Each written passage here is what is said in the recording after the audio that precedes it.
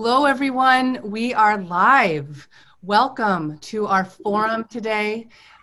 We are extremely excited to bring everyone together for this event, and we're really happy that you're joining us from wherever you are. And it's my honor and privilege to kick this off. I'll be your moderator today. I'm Samantha Weaver. I'm founding member of the Academy of Applied Myofunctional Sciences. And the collection of experts we have here today have really devoted their lives to understanding many aspects of breathing and how this changes our craniofacial morphologic development, how the human species is evolving and the trajectory of devolution that's happening. And it's been quite a moment to have James Nestor bring in his narrative with his best-selling book, Breath. This book has really been something that we have waited for. And I have to say that truthfully, because as people who are here today have been working tirelessly in the field, your ability to tell these narratives and your own narrative about what happened to you when your breathing changed is really the element that is accessible. It's something that everyone can read and relate to, and it's something that is where our messages as a collective have been able to come through. So I want to say it's been wonderful to read your book and to understand what happened from a lay person's point of view. You're a journalist. You are a seeker of truth, and the story as told through your eyes and experience is something that I think is really spreading the message very rapidly. So I want to say thank you for bringing these ideas through your writing, and it's something that really hits the human species at a perfect time. James, I would love you to say a few words about your story and what you wrote about. Sure. Well, thank you for that intro. Really appreciate that. My job as a journalist, as a science journalist, is not to take any sides on anything. So I had zero slant going into this stuff. I had no background in dentistry, didn't know anything about airways, had never written about medicine before. So being in that position allowed me to take in facts, actual facts, and to filter them out and to see what was true and what wasn't. And I spent several years on this book. It was really hard because there was so much disinformation on both sides. Okay, it wasn't just coming from one side, medical institutions, or the other side, from both sides. And so what I tried to present in this book, what I think people have responded to, was trying to bring together an objective view of actually what has happened and where things are right now as far as airway health is concerned. Because I was focused specifically on breathing. There's so many other tangents to this story, right? But I had to just talk about breathing because the book is called Breath. So I'm very interested in those other tangents, but I couldn't get too far into those. So, I mean, my personal journey is just the journey of any journalist, where you spend years on a subject, you read as much as you can, you talk to as many people as you can, and you try to form a fluid story on what has actually happened and what will be happening and what is happening right now. So that is really my story. I have a personal story along with that, but if you want to hear that, it's may not be too interesting. No, we do want to hear it. That's what we want to hear. Okay. So when you start researching something and you spend years and years doing that, you can't help getting at least a little emotionally involved in the subject, especially when you've had respiratory problems like I've had. So I couldn't help thinking that after so long of having these issues and looking at what's happened to our skulls and to our mouths through evolution, which I don't think anyone is really combating that. That seems to be a very clear fact of what's happened in the last 400 years. You can just look at ancient skulls and see that. But to learn the causes of that and to see that in my own face, okay, I had braces. I mean, I had teeth pulled, wisdom teeth pulled. I had headgear. I had retainers. I had all of this stuff. And so and I was working with Ted Belfor, who took CAT scans and showed that my face probably would have grown differently had I not had these things. We don't know. There isn't a doppelganger, James Nestor, that we can contrast and compare. But that absolutely shocked me to think that the devices that we had developed to make our teeth straight from our mouths growing too small could actually be causing breathing problems. But the more I talked to experts in the field, Michael Gelb told me that for half of the people who have had orthodontic treatment, about half of them will be suffering from some breathing issues as a cause of that, which absolutely shocked me. Here's a guy in New York City. He's been in the field for 30 years. And so I said, whoa. So, my journey was first a journey of discovery to find out what had happened to me, what had happened to everyone. Go out on a street, look around, go talk to your friends. Just had a friend call me, said 6 teeth pulled, chronic breathing problems, likely changed the shape of his face. This isn't crazy woo-woo new age stuff. This is all there's a foundation of science showing that what happens when you make a small mouth smaller? Duh, the face is going to cave in. So to me, this isn't very controversial at this point. It's what do we do about it? And that's where I try to focus most of the time. You can sit here and harp on about all the problems in the world, all the problems in our faces, but what are you going to do about it? So that's, probably 70% of the book is identifying the issue and then saying, okay, we have these problems, let's improve them. So the way that I improve them is I start breathing through my nose all the time, constantly, or a little bit of sleep tape. And also worked with Ted Belfor and used a palatal expander, which I'll be honest, when I first heard about it, I thought it was absolutely nuts. But all you have to do is look at the CAT scans before and after.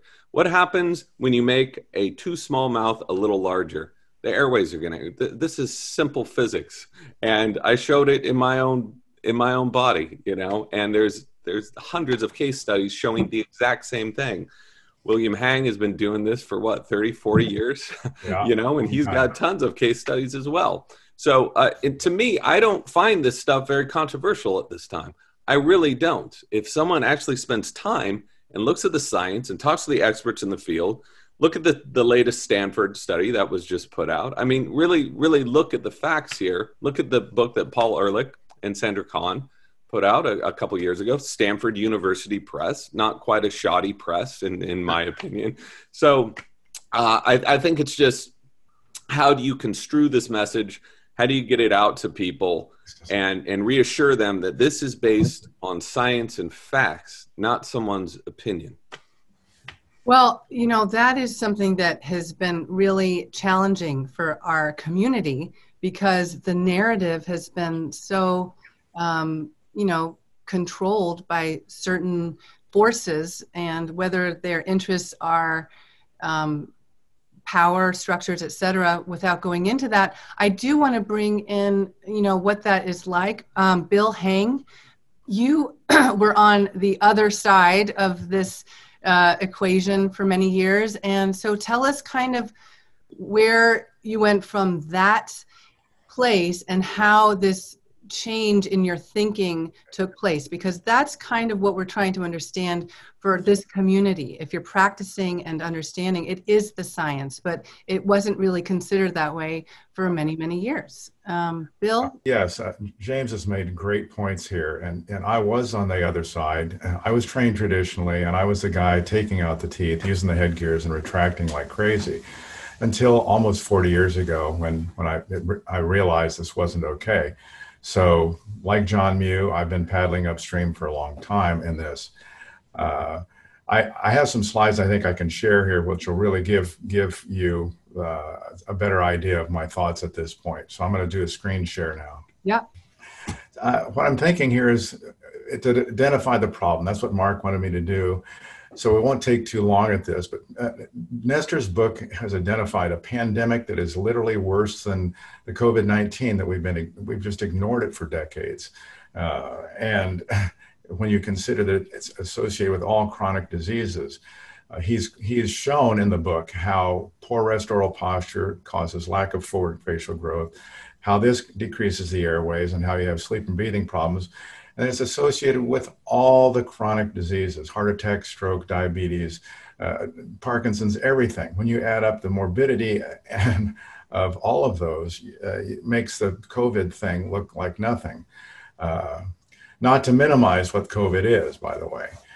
So in reality, what James has done with this book is he's given us in this profession this gift of public awareness. The sad part is the demand for the solutions is going to greatly outstrip our ability in any of the groups, whether it's a myofunctional therapist, any of us in dentistry and medicine, to really deliver the solutions. That's one of the big part of the problem.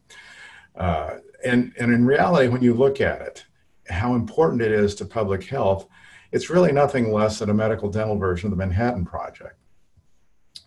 So let's look at some strategies that I think should be out there for them. And from the patient's perspective, the mama bear who's really going to control the world, she wants something better for her kids than she had. That person has to be informed, and they have to understand that there are not that many people who have the skill and ability, and they may have to travel outside their community. The patient needs to be the polite pit bull who doesn't let go, who keeps searching for the answers. Be on the internet, ask the potential doctor or the myofunctional therapist the questions. And at the end of the day, this is kind of the major goal. There are other minor goals, but nasal breathing night and day is the big deal. The earlier we recognize this, the better. Answers exist for all ages, including those who had previous retractive orthodontic treatment. You see my logo for extraction retraction regret syndrome. That is a real syndrome, and it was never better portrayed than on the patient forum on Saturday, which the AMS had, was amazing, a testimonial. And it's not about the appliance, it's about the treatment plan that works. And we have, when you're the patient seeking treatment, look to see similar cases treated by that person. And remember, everything in our profession right now is about lateral expansion, but in reality, John Muse talked about how it's about the face needs to be forward.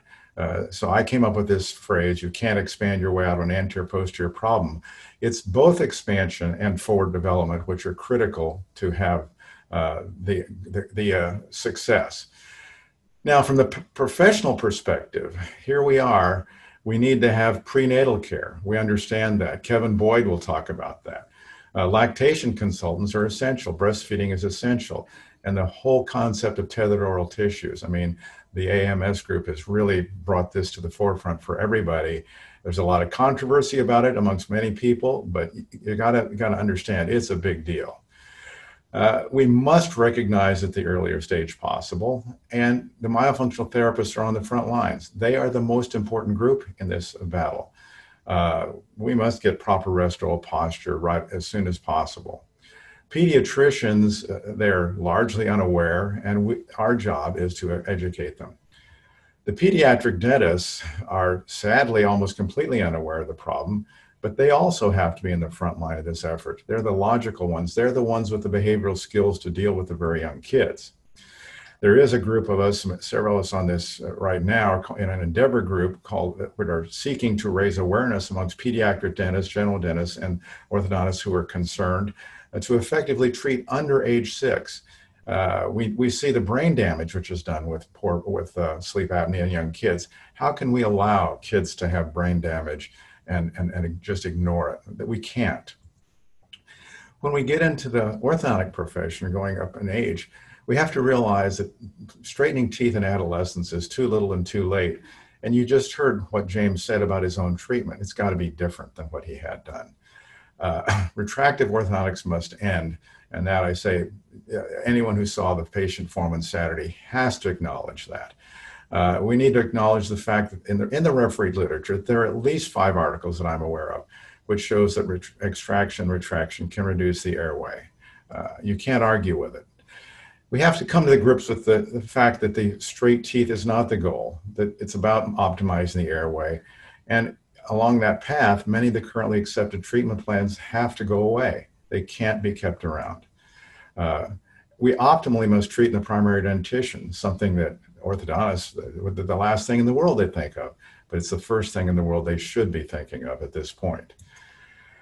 We have to listen to the late Christian Guilleminault. He has more experience in this field than any of us. And he was at a meeting a year and a half ago before he died last year. And he said two things that were pretty largely ignored. One, he said, you got to stop taking out teeth and you got to treat when the problem's recognized. The AAO has a pamphlet out there which says, see your dentist at age 2 and the orthodontist at age 7. That both of those things are completely inadequate. They need to see the dentist long before age 2 and see the orthodontist about the same time for those orthodontists who need and want to be involved in this process. Finally, we have to develop collaborative teams of professionals for treating at all ages. No one person has all the skills. I'm so thrilled and lucky to have people of all these stripes in my team, so I'm not limited. We have to get over the past prejudices that James just talked about, the turf wars, and put the patient first.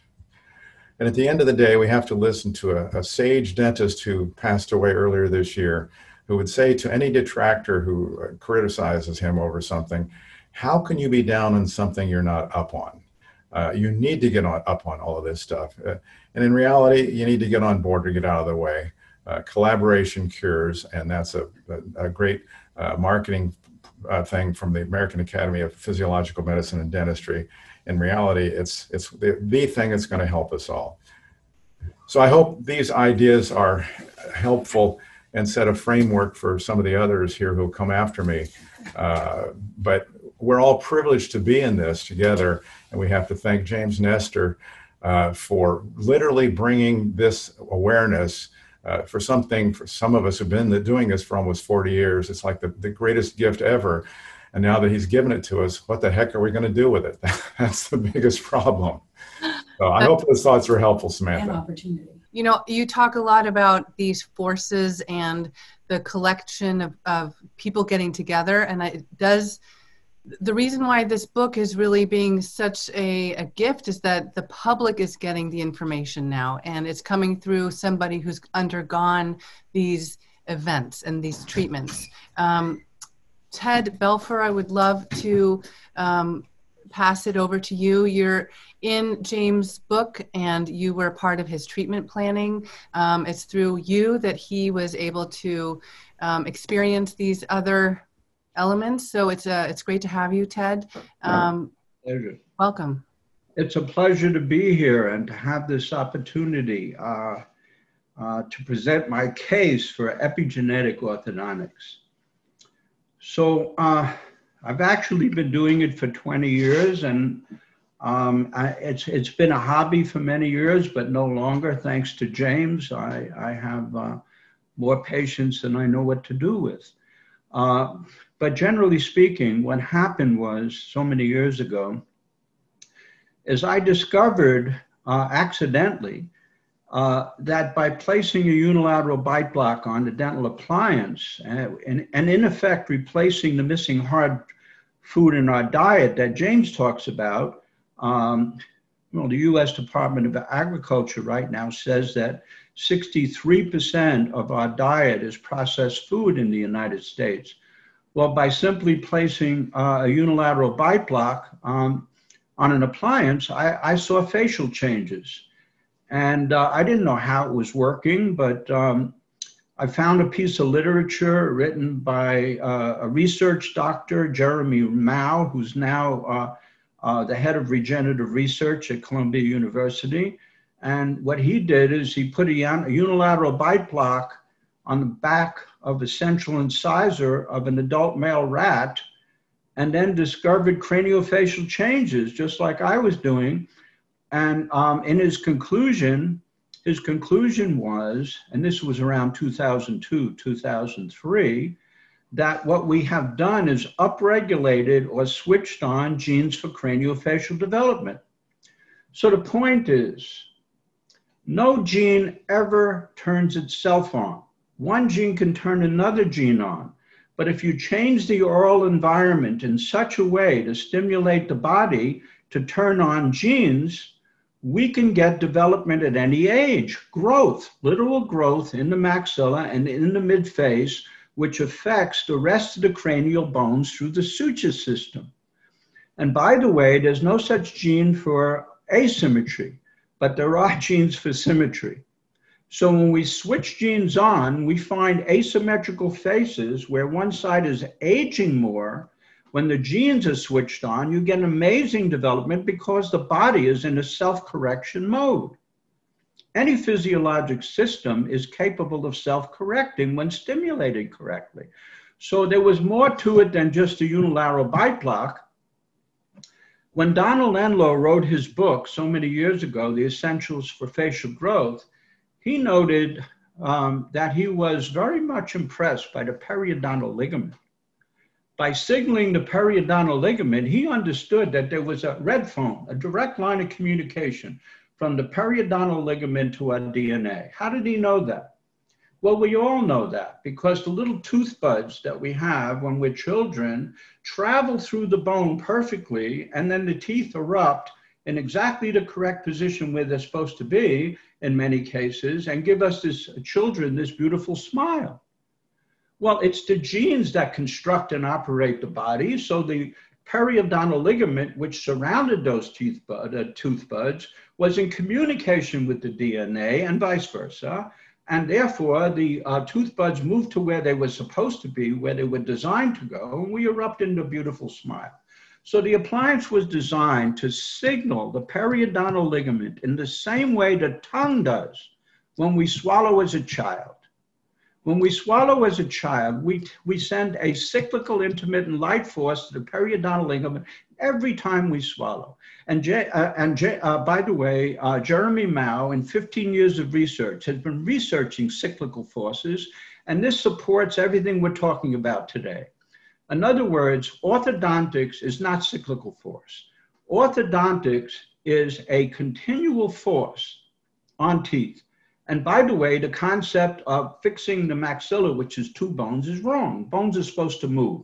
So, and by the way, what Jeremy Mao proved was when you put a compressive force on teeth, there is tremendous resistance. By the way, it wants to produce cartilage, not generate new bone.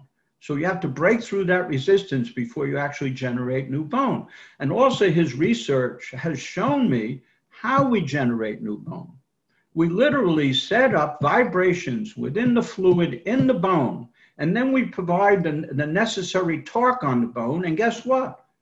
Nature generates osteogenesis, which is new bone growth. In other words, we can take an existing bone cell, provide the correct vibrations and the correct force, and that bone cell will, this is called mechanotransduction, that bone cell will generate a new bone cell.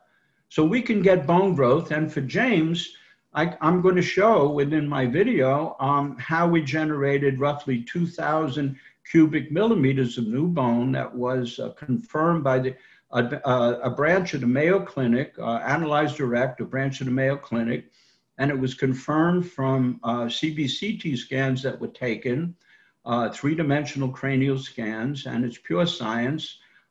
Basically, we register the bone before and after using the bone threshold. It's a perfect registration, and we can show that the amount of new growth, which I do. So the point being is, we have not reached our potential due to our diet. So the appliance that I've designed is an appliance that stimulates the body to generate growth and bone repositioning to help us reach our potential. And yes, you're correct. The airway and the face are inexorably linked. The face in the womb grows around the airway. So when you stimulate this growth that you see in the face, you're also changing the airway. And by the way, when we look at the airway, we see asymmetry in the face. One side of the face did not grow as much, the sutures weren't as active. And then we look in the airway, and by the way, what do we see? That side of the airway didn't develop either. So they are linked. So when we develop the face, which I show for James, we also develop the airway, which I show for James. Well, you're talking about so many aspects that dovetail with this full potential and this trajectory of DNA that actually gets to where it was designed to, and the forces that are stopping that from happening. And I really appreciate what you're saying, and you're talking so much about osteogenesis, and I want to pass it to Mariana Evans, whose work has been, she's cited in the book and works in the book Breath. And if you're just joining us now, we're here with James Nestor and a collection of guests who are experts in the field, who are looking at how the act of breathing changes not just the way our faces grow, but really the trajectory of human potential. So Mariana Evans, I would love to have you come on. Thank you so much for including me in this panel discussion, and for all the efforts that you put together to organize this meeting and raise this very important question.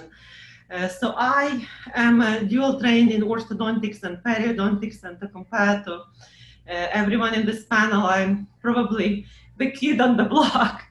I have been out of school for the last 10 years. So my interest in this problem raised about 8 years ago, when I was very committed to follow the education that I was given in my school on skeletal development, orthodontics, periodontics, and I did receive, I felt, excellent education in facial growth and development. So after practicing for 2 years and following the protocols, I saw that unfortunately for a lot of these patients, these protocols failed, did not give us full correction, and there was something missing. And after I started to learn a little bit more on my own, based on the patients that I have treated, I realized very quickly that the airway was a very big part of the problem. If you don't address the breathing, you cannot achieve good skeletal correction with even skeletal orthodontic treatment, orthopedic orthodontic treatment. And I started to look more and more into the topic, and just as a coincidence, more connecting with more of the people with the similar findings and similar kind of challenge in their career. And it grew, and it's 8 years later. So for me, there is no question what we are missing is good research. We are missing good evidence to support what we are seeing clinically. And I was very lucky because I'm in Philadelphia.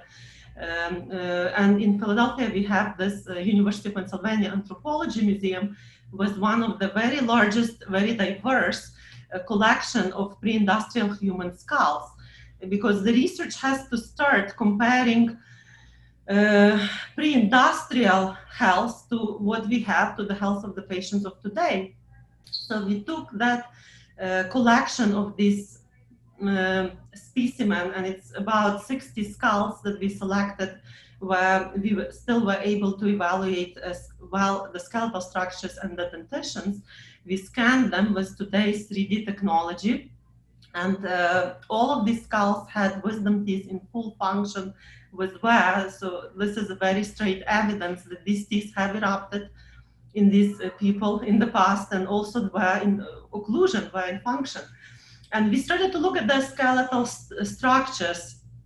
So Nestor somehow found me like two and a half years ago, and he came to our practice. He came with me to the museum.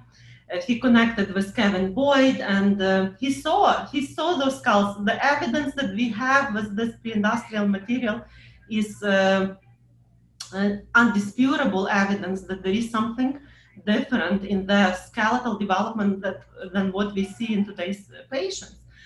And we are finishing this research. It's not published yet, but we took every single possible skeletal and dental velar measurement that you can take from these skulls, from the zygomatic area all the way to the bottom of the mandible. And our preliminary, and we did the statistics, we are just putting together the paper now, but the findings show that for those 32 teeth to be in full function, those mid-facial structures had to be widened. The teeth and the maxilla and the mandible developed more anterior. So everything that we are talking about is exactly in those skulls. It was happening 200, 300 or 500, 700 years ago. So something that is happening to our environment is happening within the last 200, 300 years. It's a very short period of time. And our facial skeleton is responding to that change, is adapting to that change in mastication, change in respiration. And the change is very dramatic. So now we have a University of Pennsylvania sleep department involved, and they are doing some additional measurements that are relative to the some of the parameters that they take from MRIs of the patients with sleep apnea. And the scientists that are looking at the skull data and the patient data are very clearly finding the same conclusion, that the skeletal difference is very dramatic. So as a second stage, we are going to compare this data of the pre-industrial skulls to the patients with sleep apnea, to patients with severe malocclusions. And the goal is to get this evidence in the literature, in the medical literature, in the orthodontic literature, so we can go to the next level. Because without the evidence, we are not going to have the support of the traditional orthodontist that is seeing the majority of these patients for skeletal development. We will not get the support of the sleep community, ENT community. So that has to go into the research, to the very basic fundamental research before so we can understand what is happening and apply it with the next level of studies that show what interventions are going to be effective, or what we need to do to really change the culture, the way we eat and the way we breathe, because it's beyond the intervention. It has to start with the culture. Absolutely. Thank you, Mariana. And your work has really been a huge source of interest, and it is evident. You know, we're looking at skulls. How can you dispute it in some ways? But putting that into the literature in a way that the rest of the scientific community really takes note of it. I know that Kevin Boyd, your work in this area has brought you into looking at skulls with Mariana in museums and but places around the world. And I want to say, Kevin, can you comment a few on these aspects that Dr. Evans is describing? Yeah, I mean, I've never heard her put it in these words, but that you said it so well, that we just really, ultimately, we need to affect the culture. And we've got a new ally, Mariana. He doesn't have a real strong background yet, but like anything this man attacks, he will develop huge expertise. He's become a lawyer since he decided he wanted to fight Washington. But Robert Lustig has come up with a concept called defibratization of the food supply. And really, the piece that I'm going to write for our article about changed nursing and weaning habits since the Industrial Revolution, happening to coincide with facial shrinkage, which really Mike and John Mew talked about facial shrinkage in their New York Times article. And it's really excellent if not everyone's seen it or heard it. Barry and I wrote a rebuttal to NYT magazine, Sunday magazine. I'm not sure if they'll print it, but anyway, Robert Lustig has really coined this term of, you know, and he's writing a book about processed food and how it really is, it has led to more numbers of us. Populations have gone up since agriculture and processing of food. But we're now starting to get these chronic diseases. Well, what you and I have and others have discovered in the museum is that malocclusion is a chronic and non-communicable disease like type 2 diabetes.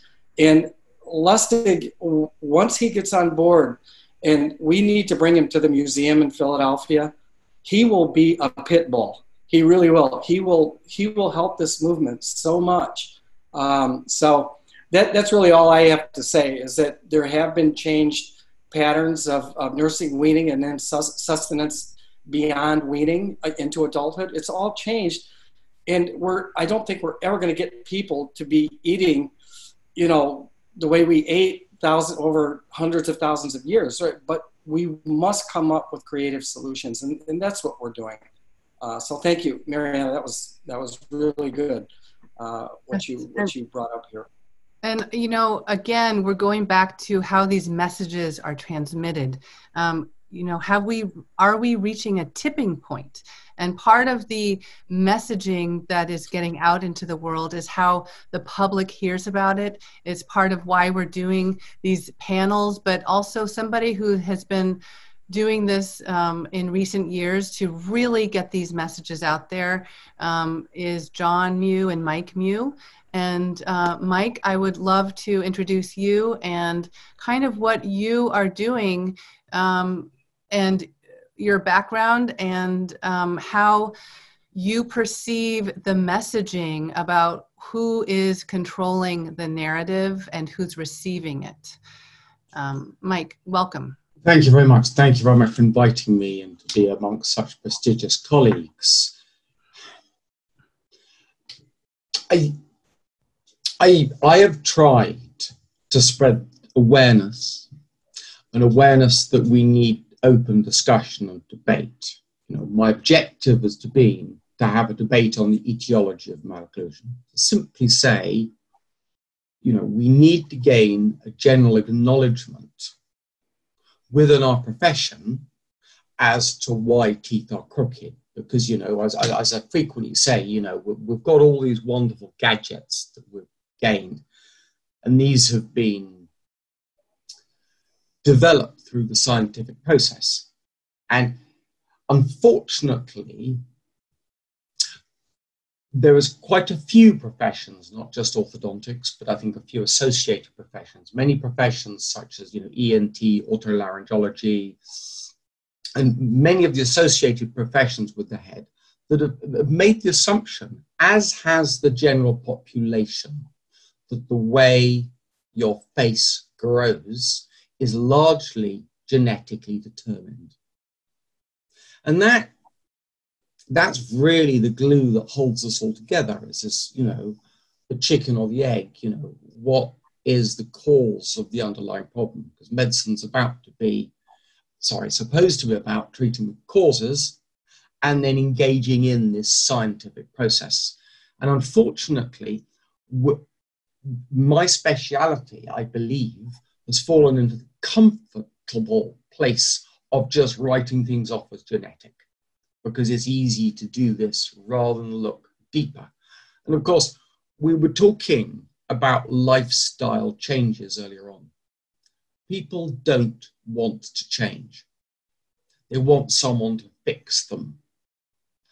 And I've been trying to raise awareness of this, and I've been very impressed with the public or the young people that have been following these attempts to gain change. I've been stunned by their attempt to gain change. I was not expecting this following. I have this following, for good or bad, but clearly it is spreading the message. It's spreading the word to a great number of people. And of course, we just need to follow that scientific process. We need to get to the point where we gain acknowledgement within our profession that the way faces are developing is not going as well. We're not fulfilling our full genetic potential, and there are environmental reasons, and we need to understand those and see how we can either change or hack the process. And that has been my aim, and we are trying to work on some treatments, but it's not till the spotlight of modern medical research fully focuses on this area that we are really going to make headway.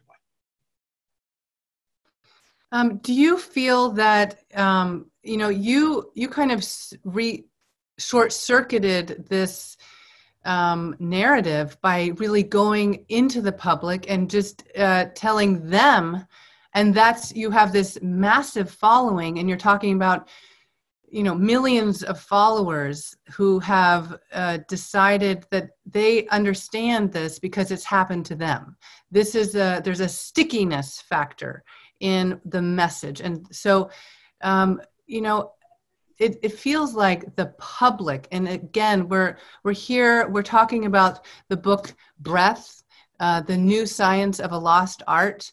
And, you know, this book has really been this opportunity to get just the lay people, so to speak, the people who are just reading because it's a good story and the information is so fascinating. But, you know, having a beer with James Nestor and learning about breathing is kind of the experience. It is so transmissible through these words. And I'm just wondering, Mike, as you have been somebody to go out into the public, that following is gaining the momentum and itself. Okay, well, Sam, it was, I'm plan B. I'm my father's backup. So if he didn't get headway, he had someone to take over. Now, his experience and his advice to me was, you have to go to the public. It was not going to work trying to go through a profession. People do not want to change their physiology or their profession. Mm-hmm. So as James's comment earlier on was that he suffered himself personally. Now, we didn't start mass orthodontics until the 1980s in the US, probably the 90s in Europe, and later through some of the other areas of the world. Now, if you think about how old those people are, they are now parents of children, and they're now they're starting to become engaged in this narrative. And so it's easy to dismiss some of the people that follow me, as I feel is often the case. But remember, every year you're a year older. Every year they're closer to having children and starting to have children. And so within, there's an age group there that now accept what we're saying. So, you know, I'm stopped in shops. I went out for dinner the other day and someone asked me what I did and I started explaining and he said, "Is that like mewing?" And I went, funny enough. Yeah. So, and that cohort is slowly moving forwards. And of course, one of the most common comments I have from parents that come to me with the child is, "I don't care what you find for my child. I just don't want what I had." Yes, I can absolutely relate to that, having had teeth extracted myself, retractive orthodontics, and you know, my kids started on a trajectory that I would never, ever have known about had it not been that I realized what had happened to me. So I really do value that. And I see how much of what you're saying is about generations of thought and who's ready. And it's not just about extraction. I mean, we're talking, as Bill points out, it's retractive. You know, you can have non-extractive retractive orthodontics quite easily.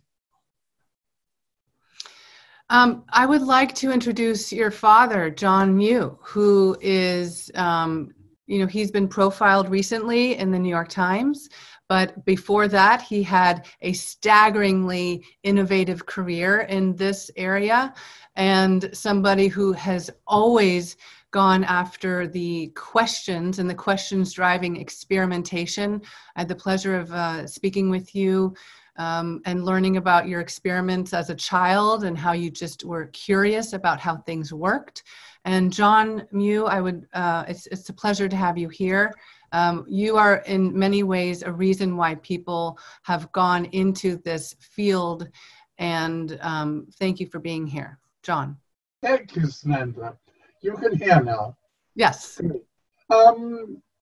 Yes, I was going to say something old and something new.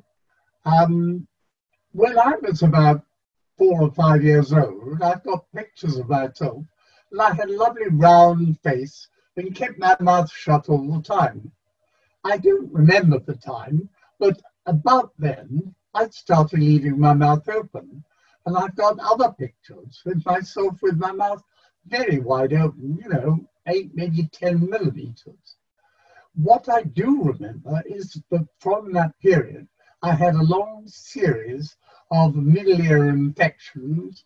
I had tonsils and adenoid problems, and I had a whole range of health problems. And my tonsils and adenoids were actually removed, if I can use that word, 4 times. Whether they weren't removed properly or whether they grew again, I don't know. Maybe it was just bad surgery. But at the age of 15, I can remember deciding that I looked better with my mouth shut, so I kept it shut.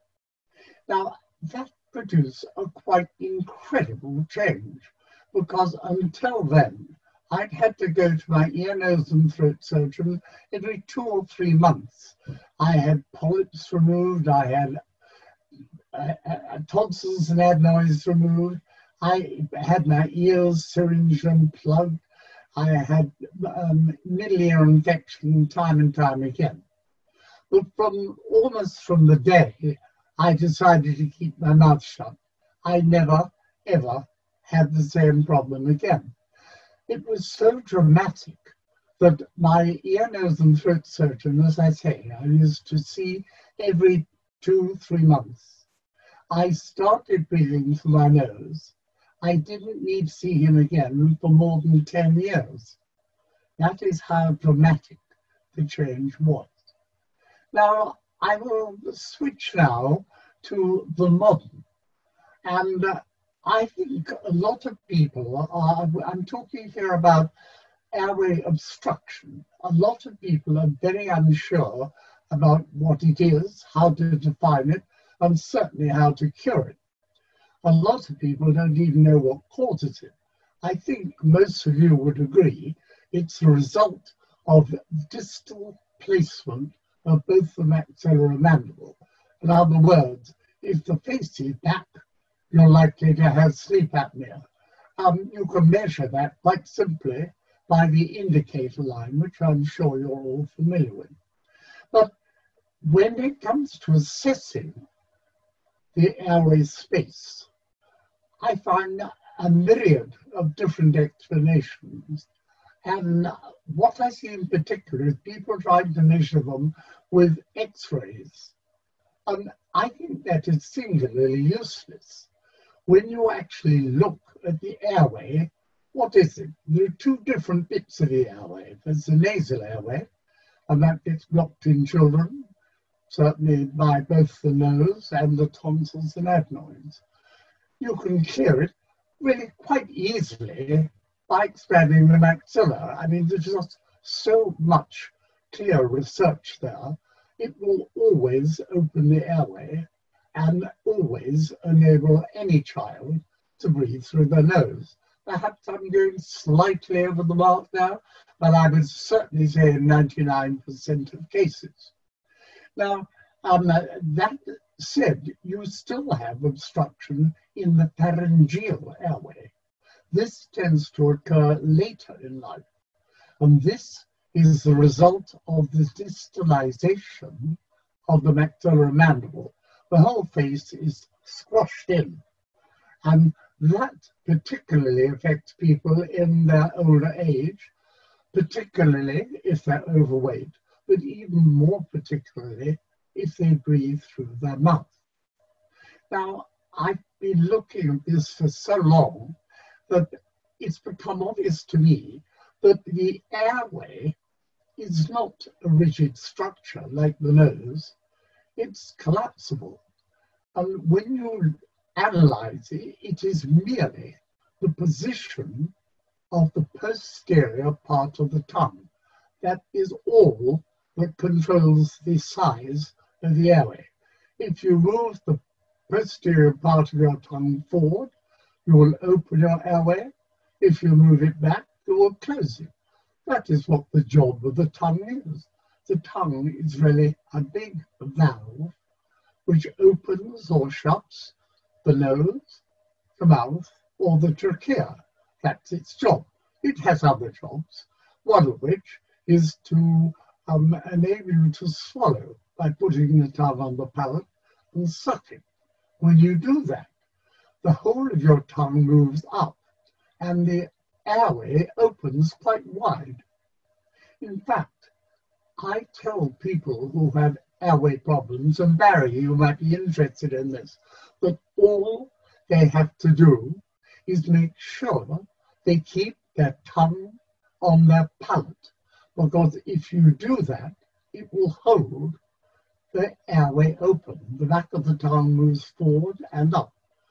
The problem, of course, is that the people who have airway problems keep their mouth open, so their mandible drops, their hyoid bone drops, therefore their tongue drops, therefore they occlude the airway. But I have found that if you can train people to put their tongue on the palate, then they will not have an airway problem. But Barry, I'd be most interested in your comments on that. But Samantha, I think that about says what I plan to comment today. Thank you. Thank you, John. Barry, Rayfield, we would love to hear from you. You work in this area, have been for many years. You learned about it and it changed the way you work, and what you find is the most important part of this that you are contributing to as a professional. Barry, why don't you tell us a little bit about your perspective, how you got in and how you learned about this and why this is driving your entire life's work in this direction? Well, thank you, Sam. My mentors and my colleagues are sitting here all shoulder to shoulder trying to deal with this problem that we've come to recognize. And it has many facets. I have to say that as an orthodontist, now 10 years into the airway journey, my big hairy goal is to have a center where I can do and deliver an interdisciplinary care across the board to young children so that they can grow up without the risk or with the diminished risk of sleep and breathing problems. We want to help children develop an optimal physiologic airway and breathing pattern per the ADA's 2017 policy statement. And I want to do everything in my power to make that happen. There are things that are in my way. One is that although a physician can hire and bring in interdisciplinary workers, dentists cannot. And although I'm going to start with that workaround of an independent contractor so that I can have a myofunctional therapist and craniosacral therapist and a nutritionist in my practice with me so that I can offer a complete package deal without people having to go outside or pay extra fees and so forth. It is still yet a workaround.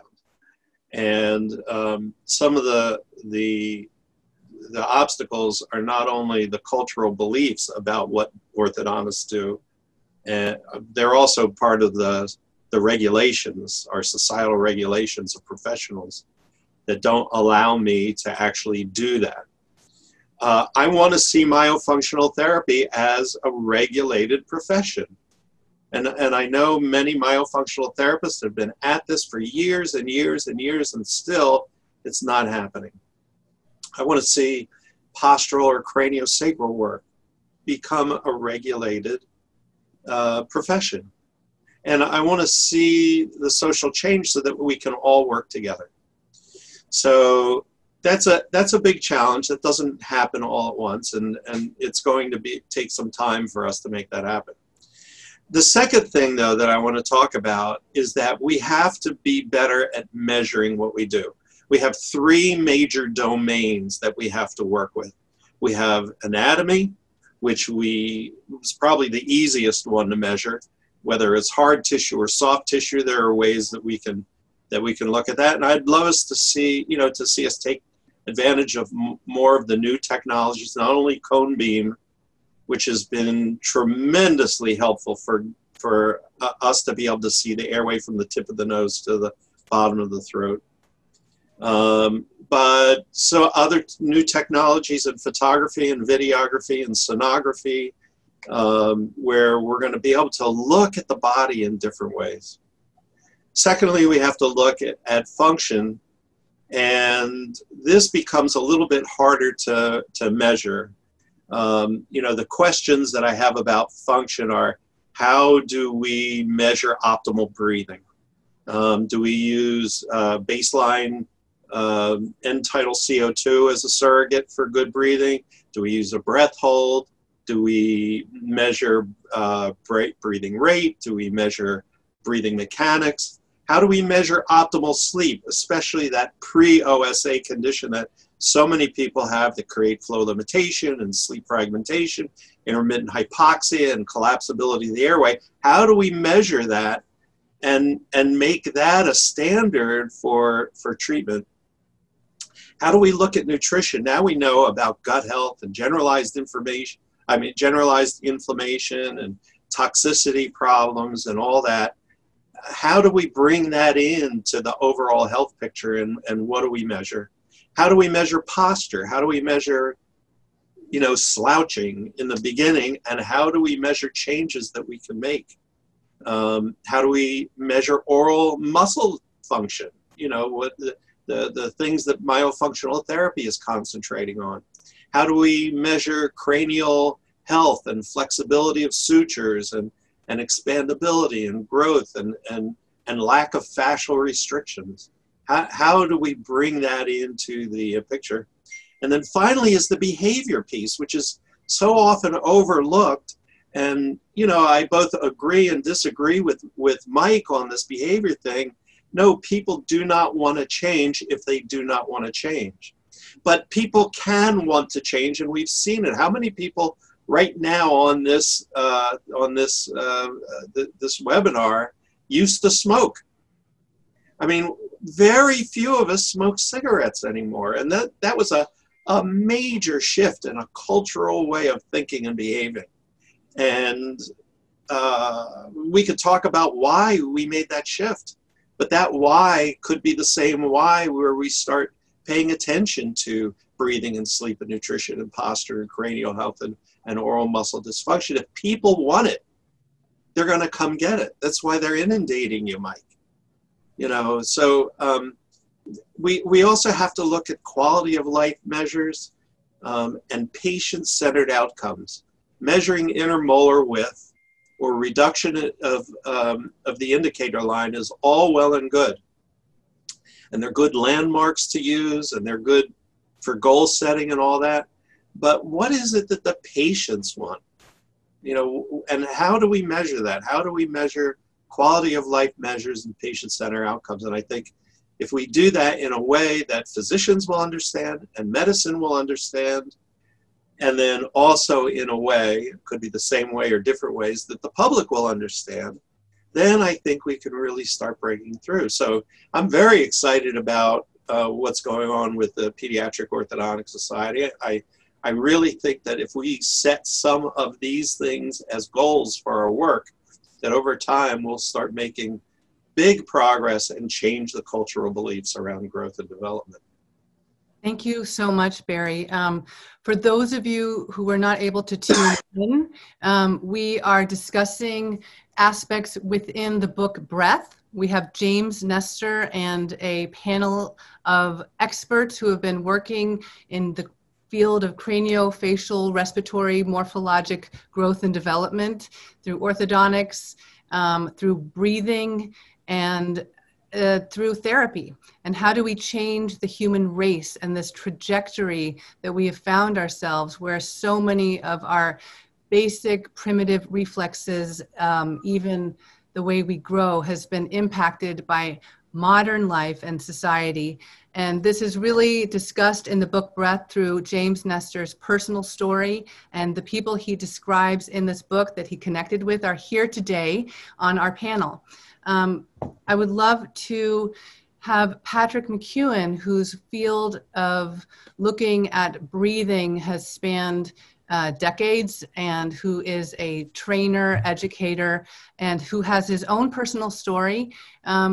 Welcome, Patrick. This has been something that you've been doing for a long time, and the message that you're spreading is far and wide. Welcome. Sure, of course. Thanks very much, Samantha. Hi, everybody. Pretty much everybody's face I'm familiar with, and I always have to credit pioneers, and especially both Dr. John Mew and Mike Mew and Bill Hang and others. And after reading the New York Times, for the orthodontist to say that John Mew was an idiot, I'm afraid that orthodontist really looks bad. He said the wrong thing. He should not have said that.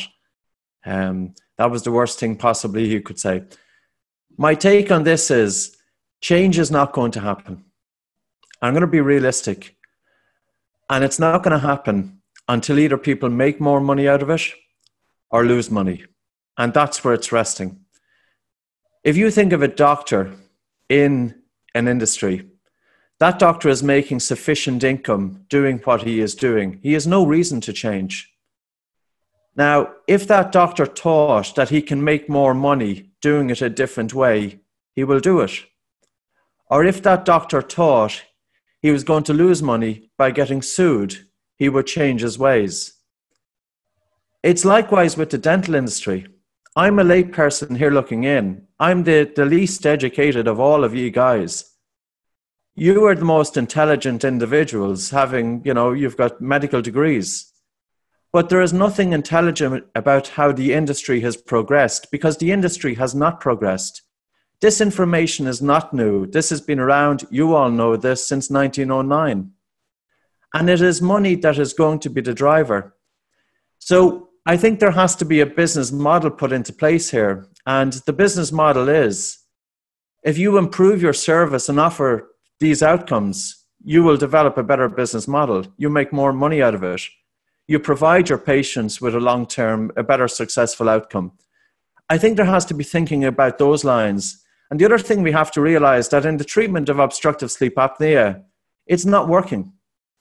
For the childhood population, when you look at that paper that was published in the American Journal of Respiratory and Critical Care Medicine in September 2010, and the author of it was Bhattacharjee, some Indian name, but I can't pronounce it, as you can see. The efficacy of tonsillectomy and adenoidectomy was unknown until 2010. For decades, children have been, their tonsils and adenoids being removed without even knowing the efficacy of it. If I'm asked to give a breathing protocol, what I'm asked is, show me the evidence. But there seems to be two sides to this story. Now, when you look at that paper, you see 578 children. Only 27% of them had their sleep apnea completely resolved. 73% of them continue to have sleep apnea post-tonsillectomy and adenoidectomy. We also know from Dr. Christian Guilleminot's paper that there's a 65% worsening in the AHI index within 3 years unless nasal breathing is restored. So clearly, the current solution in pediatric medicine is not working for children. Now, I actually believe that the field of sleep should be in dentistry. It should not be the domain of doctors, and it should not be the domain of medical doctors. I don't believe that medical doctors have the right to be investigating sleep, because clearly they are not doing a good job. It's the dentist who is looking into the child's airway. It is the dentist who is seeing the child every 3 to 6 months. It's not the medical doctor. I haven't been to a medical doctor in 20 years. The only time I went was when I split my forehead open. But I don't see my medical doctor, but I see my dentist. The dentist is the person who sees the patients the most and is at the perfect opportunity to look into the airway by looking into the mouth. The dental industry has really missed an opportunity here. And maybe it's because the dental industry is afraid of the medical industry. Maybe the medical doctor has more power than the dentist. And maybe I'm saying the wrong things, but I'm saying them anyway. How can we get two industries, and how can we get the medical industry to realize that they have not provided a good service? And I think John Mew was correct. Let's drive it by the public. It's going to be the public that's going to make change, because it's when the public starts demanding a different outcome. The medical doctor is going to lose money, or if the parent realizes that their child's face has been damaged by an orthodontist because of extractions, and if that parent is going to sue that orthodontist, that's going to drive change. This is going to drive change. The reason, and James Nestor's book has been phenomenal, and James, you have no idea what you have done in 3 months, what I've been trying to do in 20 years. My only thing is, I wish I wrote a book as good and as groundbreaking, but it's super because it's lifting the tide for every one of us. It's absolutely brilliant. And I think part of the reason that you made such tremendous headway was because you are not involved in the industry. If I come as a breathing person and if I meet a physiotherapist, the physiotherapist may see me as a threat. If I meet with the medical doctor may see me as a threat. If Dr. John Mew or Dr. Bill Hang or Dr. Kevin Boyd or Michael Gelb or Mike Mew say anything to another dentist, it's a threat. You can say it because you're not in the industry. We need more people like James Nestor, and we need medical doctors losing money or the promise to make more money, and the dental industry, and then change will happen. So that's my, I'm going to stand down from the pulpit. That's yeah, you have quite the crowd applauding. I think you are, you're really, you know, this is a call to action, and there is a revolution that is at foot, and the messaging is really galvanizing people to realize that they have a choice and they have an opportunity to take responsibility for their own health. It's not going to be up to the experts and what was taught in the curricula, and maybe it's no fault of their own curricular education. You know, we're looking at ideas and research and evidence and how this changes people's perceptions of what pathology, how it's rooted, and where its origins are. Patrick McCune, I've been on this journey with you for 10 years, and we've been together all over the world, in Hong Kong, in Paris, and, you know, everywhere. And I feel like I've been on this journey with you. It was great to give you a De Materia Medica award. I think you've got your 10th book coming out, and we're, you know, also collaborators and colleagues. But what you said about the reaching out to the public, I can't agree more. And I think, you know, James, I love you. You know, I haven't met you in person. I don't know how I got an early copy, pre-publication. I don't know if your publisher sent it to me or you did or something. It got sent to my office, and my office manager threw away the shipping details. But touching this and touching people and sharing stories are so absolutely critical. And this public forum, which is something that we layered on top of 120 speakers at this Congress, and, you know, really already about 20 live events, including, you know, a gala, workshops, you know, 10 panel discussions to finish this coming Saturday and Sunday.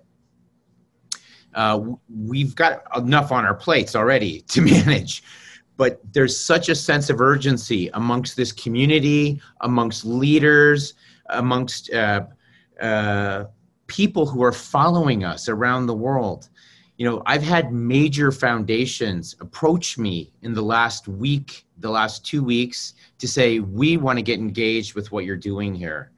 We've had the 4 top scientific publishers reach out to our society and say they want to work with us for textbooks, for scientific journals. That's Elsevier, Walters Cloyer, Springer, and Taylor and Francis, all 4 of them.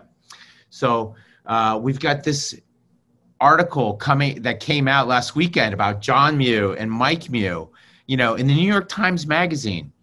And James, maybe you could comment a little bit about this crazy journey you've been on, because, you were on Joe Rogan's podcast. What is that, like 15 million people see that? And then, kind of like the equivalent star podcaster in the UK. Your book opened as a bestseller in UK just like 2 weeks ago. And, it's been wonderful engaging with you over the last few months. But we're like trying to squeeze in phone calls like in 3-minute windows. But can you talk about this journey?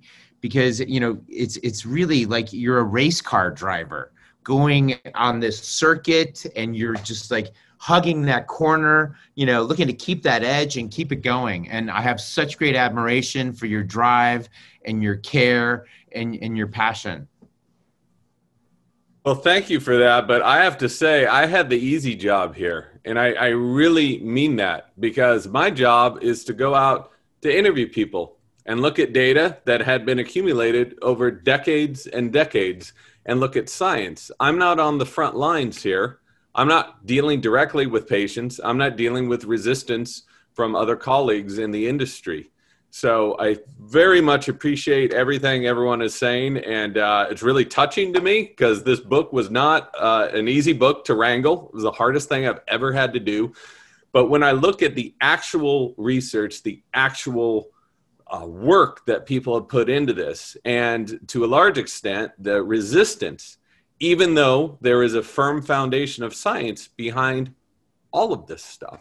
So one thing I noticed is people really like to, not everything everyone has said in this community is 100% right. But to nitpick at these granular, teeny little issues, I think is completely avoiding the true facts here. And the true fact is our mouths are growing too small. And when we expand them, we can improve our airway health. Like that's the tagline right there. And I don't find that statement is controversial now at all, because once again, you can go to the Morton collection, you can go online, look at ancient skulls, look at modern skulls, look in the mirror like I've been doing. And it's all very apparent. So as far as the messaging here, I was able to put the pieces of this puzzle together, but it's the public that I think has really been needing and wanting this information in an objective way. If people don't like what I'm saying, there's 500 scientific references available for anyone on the website. They're in the back of the book. And one thing that's been both a bit of a burden and also a pleasure is to be getting information from dozens and dozens of other researchers. And now I know I have to go and add so much more to the next edition of this book, because I thought I had gotten the whole story, but there are still little cracks that I'll be filling in for this next edition. So this isn't just, from my understanding, this isn't just something that is going to be communicated that people in the UK or the US are going to be able to learn about. Beyond just having the information freely available to anyone who cares to spend the time to actually look at the scientific studies. But the book is going to be going out to about 25, 30 different countries in the next year. And so to revise this book and to add even these other additional elements, I think is going to be, I'm hoping it's going to be a good service, because I have on my own personal journey, and this has been very clearly identified with data, with scans, how I have been able to improve my own airway health, to improve the own structures in my airway and in my mouth. I'm not a young person. That was many decades ago. But to find that middle-aged adults can show some huge improvements in airway health, huge improvements in breathing, gives me hope. I know a lot of you are working in pediatrics dealing with young, which is so important. So they don't have to deal with this when they're my age. But to still know at virtually any age, we can take control of elements of our health and show a really massive benefit, I think is really inspiring. Thank you. We're going to announce at our closing ceremony on Sunday for this Congress, where we've looked to reimagine this. We've got events over the course of a month, and we're going to carry on, and committee meetings in the fall. One of the things we're going to announce is the formation of 3 new nonprofit scientific societies. This society, in its short history, has helped start now 23 nonprofits around the world, the most recent one being in India. And we've got them in Brazil and France and Japan. There's going to be an international pediatric orthodontic society. And this is something we've kind of laid groundwork for years. We've got one of the board members on this panel, and the founding co-president, Kevin Boyd. Barry Rayfield spoke earlier about, he made a reference to the International Pediatric Orthodontic Society. When we got together in New York City for a symposium to do some formation work in December of last year, we had Mayor Krieger, who is one of the preeminent figures in medical publishing and medicine, emeritus professor at Yale. He edits the core textbook for sleep medicine, Principles in Practice. And when he came to that meeting, when we sat down with him and we told him there's not a single orthodontic society in the world that advocates for early intervention, pediatric intervention, getting little kids to close their lips, myofunctional principles, but you can put appliances in and expand them. And we've got about 25 orthodontists on our program for this Congress, all talking about this kind of opportunity and nasal breathing and the work that you're celebrating. But, this is, and Mayor Krieger said, that's a crime. That's a scandal that you have orthodontic societies basically saying, wait until a kid's 11. Or maybe if you're early, you can think about it at age 7. When we know if you don't intervene earlier than that, the hemispheres of the brain will not fuse properly. They will wind up with a spectrum disorder diagnosis, or they'll have, a high narrow palate. Our other keynote, Takashi Ono, who happens to be the preeminent researcher in orthodontics in the world. So we've got the leading, kind of like edge, avant-garde here, John Mew getting an award, the Hippocrates Award, at our gala for lifetime achievement in helping change medicine. Takashi Ono, the most esteemed researcher in orthodontics, getting the same award at the same gala. I think bringing those two edges together, those two extremes, Takashi Ono gets 35 new PhD students a year. And his keynote was a love letter to myofunctional therapy. Everything you've referenced about the high narrow palate, the mouth breathing, is in his research and in his keynote. Even changes in the strength of chewing muscles, disorganization in that coordination of muscles, and even shorter taste buds. So with shorter taste buds, someone's going to want to eat more, eat fattier foods, eat saltier foods. So I'm so excited about that. But I just wanted to connect some of these dots here. And Kevin, I see you're there. I know you spoke already, but do you want to talk about the founding of International Pediatric Orthodontic Society and why it's so urgent? Good.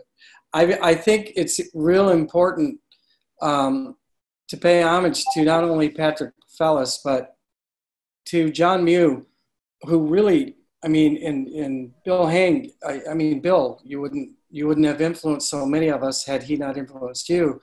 And Patrick Fellis is the one who said, we must have an International Pediatric Orthodontic Society. It was a very small club that he started. And Mark, with your energy and your connections and your ability to create synapses and connect people and organizations and visionaries, I think what Patrick started in France is really going to take off. And I'm so honored to be asked to be a inaugural president of it with Patrice. So Mark, you should spend more time outlining your vision of, where this is going to go. And I would like to say, I'd like to comment, on one important thing that you've heard about the Endeavor group. You know, we need, in pediatrics, we need to get the focus off of cavities, which means the public demand to have little kids have their cavities treated. It's because we're not doing anything for prevention, and we're really not. And it's just, that has got to change. And the focus must become not early childhood caries. Yeah, we have to, you know, we have to address that and take care of it and minimize and prevent the suffering that it causes. But we need to create a definition system of what is early childhood malocclusion. Early child, before the age of 6 years old, like they've done for caries. What phenotypes of malocclusion are first recognizable, perhaps in utero, but certainly during the first 2 or 3 years of life, that will persist, they will worsen, and they will coincide with sleep and airway problems. That designates early childhood malocclusion, and they are maxillary and or mandibular retrognathia. They almost always occur in concert in non-syndromic children. Maxillary and mandibular transverse deficiency, WIT, they almost always occur in concert with one another. They will persist beyond the primary dentition, will worsen, they cannot self-correct. Data, literature from 100 years ago attests to this, that we need to be addressing these particular phenotypes and working with myofunctional therapists and allergists and ENTs. This is just not something that we can solve on our own. And, you know, I think that should be one of the primary focuses of the new International Pediatric Orthodontic Society, is we are going to establish a clear definition of early childhood malocclusion. The other thing is that we cannot blame orthodontists. We got to quit blaming them. They do not have training modules in their residencies in the United States, and most other places imitate the curriculum for orthodontics from America. They have no curriculum experiences. They have no didactic or clinical experiences dealing with children under the age of 6. How come? Because you're not going to be treating them. It's not important to be treating them. So you don't need to learn how to manage their anxiety. You don't have to be concerned about their quality of life in the families. This is all going to change. And orthodontists will get the same learning opportunities as pediatric dentists do. An undergraduate dental student should get it. So that's all I have to say. I cannot wait to be part of this movement, Mark. John, what do you have to say? You got your finger up there. I have indeed.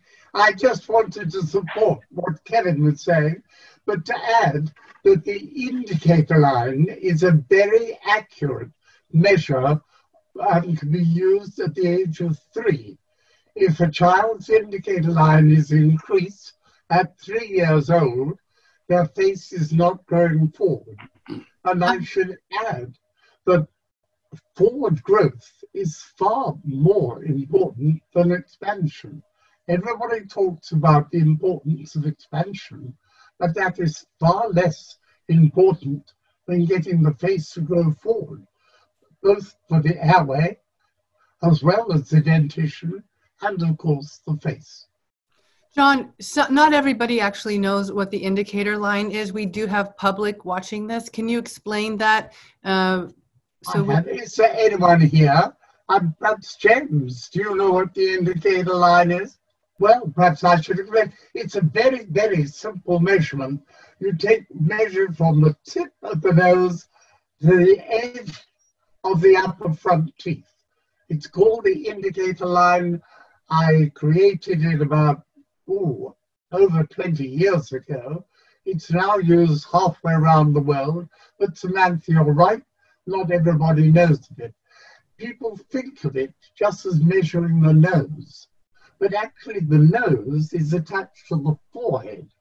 And if this part of the face drops down and back, the distance from the tip of the nose to the edge of the front teeth increases. And I have a scale of exactly how, what the measurement should be at each particular age, running up from 3 until adulthood. And I think most of you I'm looking at there, maybe with the exception of you, Mark, have got long indicator lines. Mark is here, don't mind. Yes. So Kevin. Mariana and I and one of PhD at Arkansas, Cheyenne Lewis, we are trying to come up with metrics that might correlate, because as you know, skulls do not have soft tissue noses, so we can't do and they don't have teeth, many of them. So what we're thinking is that we would like to get some metric from the anterior cranial base, maybe glabella, maybe nasion, to anterior nasal spine or A point, that we just infer, because really everybody who died, as you got me into the British Museum to look at your Roman skulls. This is how it all started for me. Shame on you. But anyway, the whole thing is that we can almost infer with a pretty good deal of scientific certainty that all these pre-industrial skulls, whether they're 3-year-olds or 33-year-olds that died thousands of years ago, their indicator lines would fall within your ideal, your algorithm. 23 millimeters plus the age, or whatever it is you're using, but we want to be able to qualify it with the bones, because we have no soft tissue and we often don't have teeth. So that is just something I know that we're inspired by your indicator line, but we haven't, we're on track to do something for that. I'd like to bring in Michael Gelb. I know he might get pulled away any minute, and he's someone who I feel has been on a journey like this with all of us, author of GASP, founder of societies. He, Michael Gelb, Kevin Boyd, Barry Rayfield, Bill Hang, Samantha Weaver. If I'm missing anyone who's on this panel, please let me know. But they were all at a founding meeting we had 8 years ago in 1 month at University of California, San Diego, that led to the founding of the AAMS, which, like I mentioned, has helped start 24 nonprofits around the world in that short amount of time, and really has, multiplied by a factor of more than, I think, 15. We were going through on a panel yesterday, the research in myofunctional therapy. But Michael's been there. His mother was a myofunctional therapist, like my mother is, Joy. And he's been on this journey. He was there at our first scientific meeting in Rome 6 years ago. But anyway, Michael, I'd love to hear your thoughts on this before you get pulled away. Yeah, thank you. And sorry I haven't been here the whole time. It's great to be here with Bill Hang and John Mew and Kevin, Barry, Patrick, everybody. And James, thanks for certainly for writing the book and listening to the Joe Rogan thing. The thing that you quote me on, which I think is pretty funny, is me dissing the orthodontic community. But, you can do that anytime you want, because I really care about the patients. I care about the kids, and we see the adults that have had teeth pulled out for bicuspid extractions. We see the result of headgear, the lack of myofunctional therapy, the lack of proper diagnosis, the lack of early intervention. And what Kevin says is absolutely true. My dad used to show models, of a kid at 3 or 4, that same malocclusion at 16, the same malocclusion at 36, then the same malocclusion at 55. So what Kevin said is absolutely true. Kevin knows when the kid is 2 or 3 years old. We know what they're going to look like, and it's just going to get worse. And John Mew's stuff with the child who cannot breathe through the nose, who gets the allergies, they become a mouth breather, and the change in their growth patterns. And then the work of Ted Belfor and others with actually growing the airway, John Mew, Bill Hang. You've got my support. And Mark, it's been a great time for the soft tissue, for the myofunctional therapy.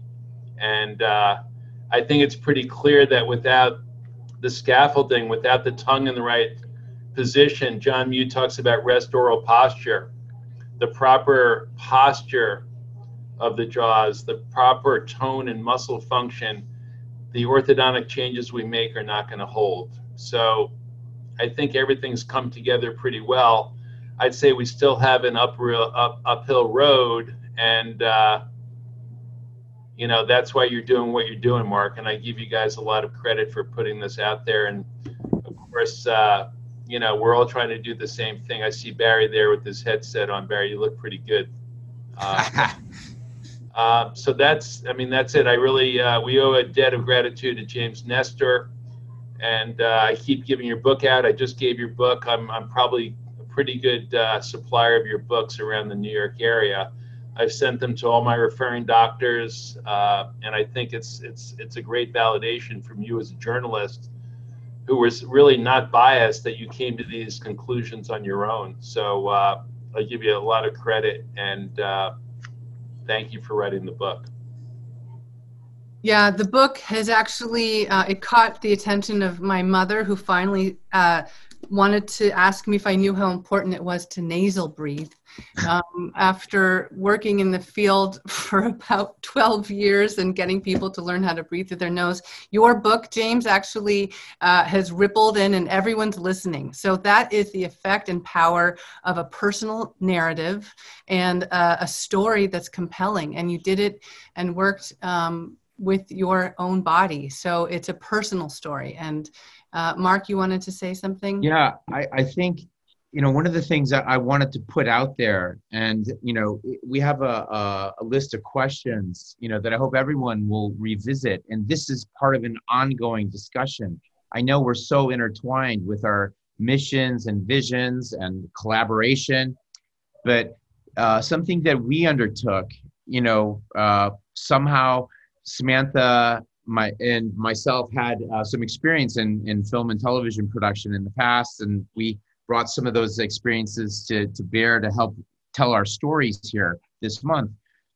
But we went into production for what we envision will be a feature-length documentary film, and we've kind of sketched out a 10-part TV series, and we started filming at the World Sleep Congress in Prague 3 years ago. And we've got about 150 interviews so far. And we're not really sure exactly what shape this is going to take, but I know we're onto something here. And, you know, having your book come out absolutely confirms this for me.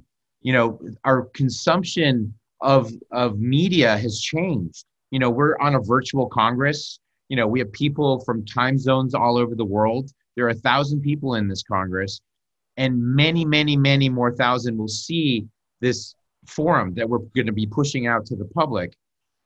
And what I wonder is, you know, with people at home in this COVID crisis time, and they're consuming documentaries are way through the roof on HBO, HBO Max, Netflix, Disney Plus. You know, what can anybody envision here about telling our stories here in other levels? And James, you know, I want to challenge you too. You've started something here. You know, what's the second act? What's the third act? You know, what's coming down the road? No, I would not say I've started something here. I happen to insert myself within this wave that has been growing over the past 50 years. I mean, you even look at the work of Sim Wallace. He was measuring ancient skulls. This was 100 years ago, and finding that modern skulls were shrinking.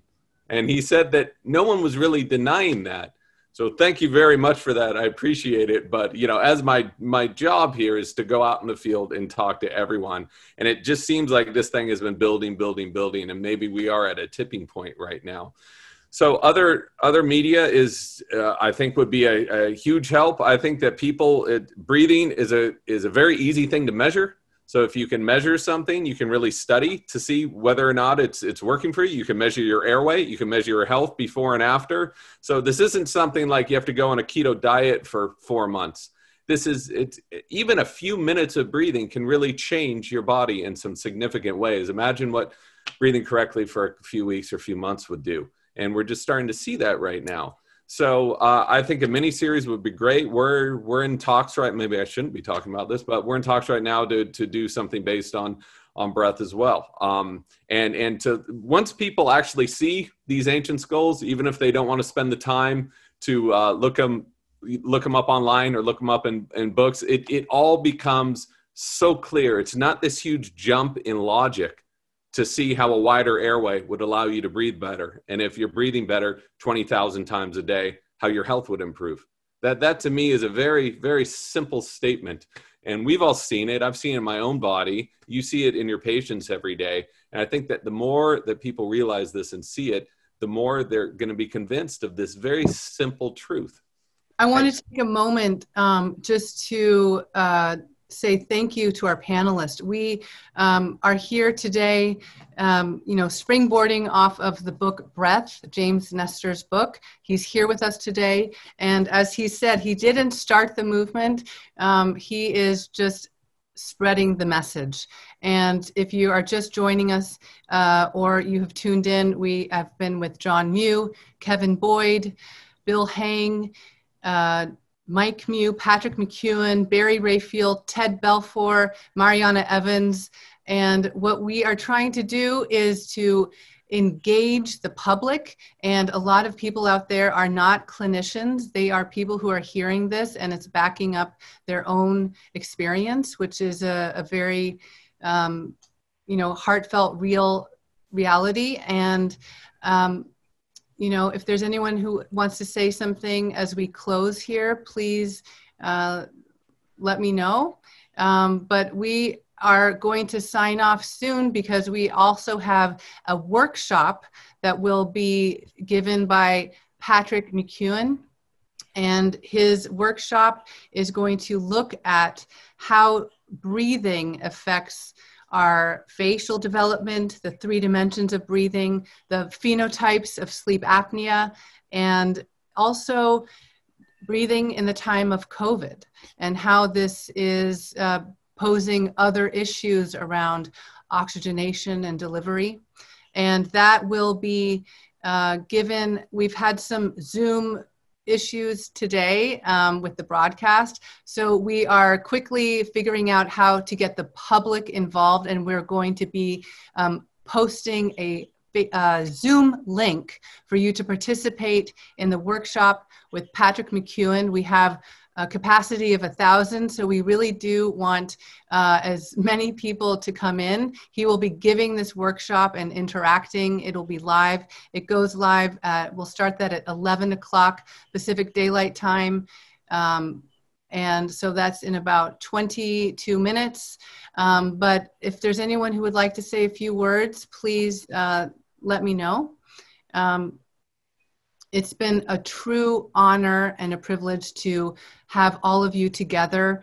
And again, thank you, James Nestor. I cannot say, and I know you don't like the glory on any level. And just so you know, this is really, we are reaching a tipping point, and it's because of narratives that we as a collective are controlling and getting out there. And what I mean by controlling is actually delivering the truth and the evidence and the research.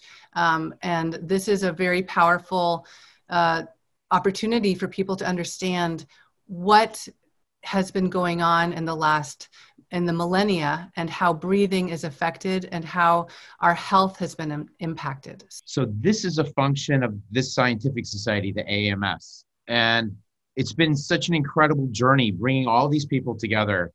And the fact that amongst our speakers, we've got more than a dozen who James mentions in his book, or profiles in some extent. I mean, Samantha, my mother, myself, Lecha, we made it into a mention as the Academy of Orofacial Myofunctional Therapy, which we're excited about. But it's really the fact that somehow there's demand where we've helped start 23 scientific societies around the world, soon to be 24. And we have about 20 more in development in the People's Republic of China, in Indonesia, in Vietnam, in Singapore, in Ecuador, and really around the world. We're talking about a new area of medicine.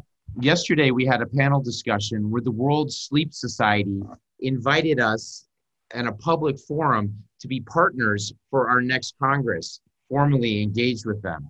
This is a 30-year-old organization with like 65 member societies, national societies around the world, including the American Academy of Sleep Medicine as a subchapter.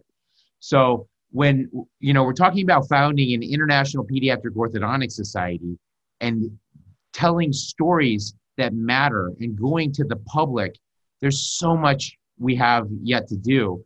But it's such a privilege and an exciting journey to be on this with all of you guys together.